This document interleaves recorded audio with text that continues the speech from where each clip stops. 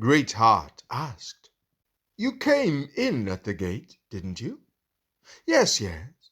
For the same man also told us that it would be for nothing if we did not begin by entering this way at the gate. Greatheart went to Christiana and said, Look at how the testimony of your husband's pilgrimage has spread abroad far and near. Valiant for Truth looked at Christiana with wide eyes. You mean to say that this is Christian's wife? Greatheart nodded. Yes, she is.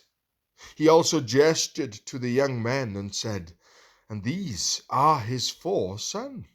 Valiant for Truth couldn't hide his surprise. What? They are all going on pilgrimage too? Greatheart smiled. Yes, they truly are following after their father. It gladdens my heart, Valiant for Truth said. Can you imagine how joyful Christian will be when he sees his entire family who wouldn't go with him when he left, but who will enter in after him at the gates into the celestial city?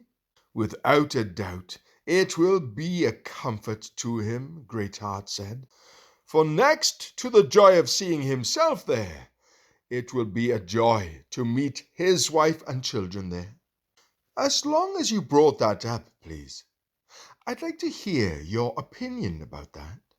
Some question whether we shall know one another when we are there. Greatheart asked, Do you think when they arrive that they shall know themselves then?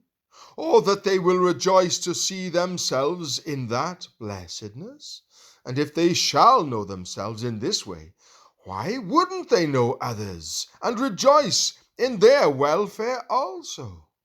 And since relatives are our kin, though that relationship will be suspended there, why wouldn't it be rational to conclude that we shall be more glad to see them than to see that they are lacking? Well, I can see where you stand on this. Did you have any more to ask me about how I first came on pilgrimage? Yes, Greatheart said. Were your father and mother willing to see you become a pilgrim? Valiant for Truth shook his head. Oh no, they did everything imaginable to persuade me to stay at home. Why, what could they say against it? They said it was an idle life, and that if I weren't inclined to idleness and laziness, I would never tolerate a pilgrim's condition. Sadness filled Greatheart's eyes. And what else did they say? Why, they told me that it was a dangerous way. In fact, they said that the way which pilgrims go is the most dangerous way in the world. Greatheart asked, Did they explain to you why or how this way is so dangerous? Yes, and they gave me many particulars. Like what? Greatheart asked. Name some of them.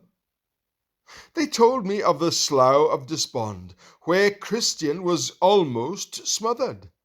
They told me about archers standing ready in Beelzebub's castle, prepared to shoot any who knock at the wicket gate for entrance. They also told me of the woods and dark mountains, the hill difficulty, of the lions and the 3 giants, Bloody Man, Maul, and Slaygood. And beyond that, they said that there was a foul fiend that haunted the Valley of Humiliation, and that Christian was almost killed by him. Besides, they said, you must go over the Valley of the Shadow of Death, where the hobgoblins are, where the light is darkness, where the way is full of snares, pits, and traps. They told me also of Giant Despair, of Doubting Castle, and of the ruin that the pilgrims met with there. Plus they said I must go over the enchanted ground, which was dangerous, and that after all, that I would come to a river over which there was no bridge. And they made sure to tell me that river was located between me and the celestial country. Was that all they said? Valiant for Truth shook his head. No, they also told me that this way was full of deceivers and people who lay in wait to steer good men out of the path. A slight frown creased Great Heart's brow. But how did they know all of this? Valiant for Truth shrugged. They told me that Mr. Worldly Wise Man waits along the way, ready to deceive any who come along. They also said formality and hypocrisy are continually on the road, as well as others like by-ends, talkative, and Demas. They said if any of these met up with me, they would capture me, and if I escaped them, they said the flatterer would catch me in his net.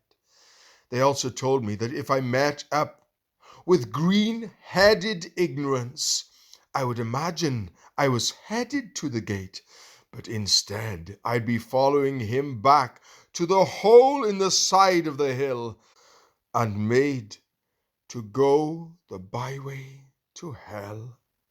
I'm sure that was enough to discourage you, Great Heart said. Was that all they had to say? Valiant for Truth shook his head. No, there is more. They also told me about many who from long ago had tried to follow the way and had actually gone a great distance to see if they could find any evidence of the glory so many had talked about so much. According to them, those people came back again, saying they had been fools for taking one step on the path. Plus, they named several more who had done this, including obstinate and pliable, mistrust and timorous, turnaway and old atheist. In fact, they listed several more, making sure to explain that some of them had gone quite far to see what they could find, but not one of them found a single advantage to following the way.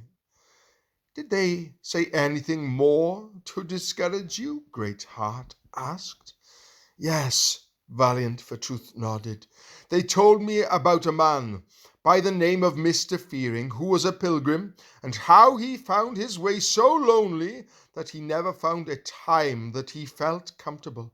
They also talked about Mr. Despondency, who had almost been starved along the way, and I almost forgot this, but they talked about Christian too. They admitted that much talk surrounded him and his adventures on his way to claim a celestial crown, but that even he had almost drowned in the Black River, and that he never actually went another foot further following that incident. However, it was hushed up. Didn't any of these things discourage you? Valiant for Truth shook his head and smiled. No, not really, because they seemed all to be stories of no value.